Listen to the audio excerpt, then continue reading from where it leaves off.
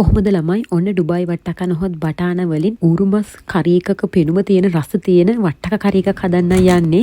ඉතින් මම මේ වීඩියෝ එක ඔයාලත් එක්ක ෂෙයා කරගන්නවා. මෙන්න මේ විදිහට ටිකක් ලොකුවට කැට කපා ගන්න ඕන.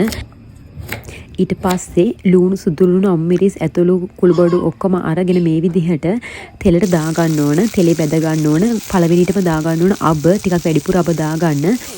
මේ විදිහට මිරිස් 3-5 ලුණු ටික දාලා කවලම් කර ගන්න ඕන. 3-5 දානකොට ළමයි බැදපු 3-5ම දාන්න ඕන. කළු පාටට රසයක් පෙනුමක් එන්නේ ඒකෙන්. ඊට පස්සේ මේ විදිහට රන්වන් පාට වෙනකන් හොඳට බැද ගන්නවා. බැද ගත්තට පස්සේ අපේ වට්ටක් ටික මේකට එකතු කර ගන්නවා. හොඳට වට්ටක කෑලි වලට 3-5 අල්ලන්න කවලම් කරලා තැම්බෙන ප්‍රමාණයට වතුර තියා ගන්න ඕනේ. මේ ව්‍යාංජන විශේෂත්වය තමයි අඹරපු පොල් පේස්ට් එක. ඉතින් ඒක හදාගමු අපි. ගම්මිරිස් ඇට ඊට පස්සේ මේ විදිහට කුළුබඩු ටික ඔක්කොම දාලා හොඳට තලා ගන්න ඕන. තලාගත්ත පේස්ට් එකට මේ විදිහට පොල් දාලා හොඳට කවලම් කර ගන්න ඕන. ගම්මිරිස් ටිකක් වැඩිපුර දා ගන්න ළමයි.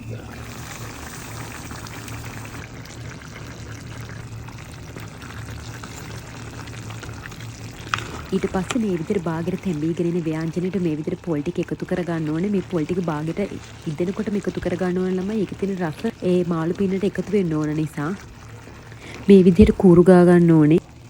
වතුර ටිකක් හිඳෙනකම් මේ විදිහට තියා ගන්න ඕන. රස නම් ආයේ කියලා වැඩක් නැහැ. හදලම බලන්න ඕන ඔයාලත්. රතු කැකුළු බත් එකට වට්ටක්ක ව්‍යාංජනේ, හාල් මැස්ස දාපු බටු බෙදුම, ඒ වගේම අගුණකොළ සම්බෝලේ කියලා වැඩක් නැහැ. අපේ භාෂාවෙන් බත් අඹරන්න පුළුවන්.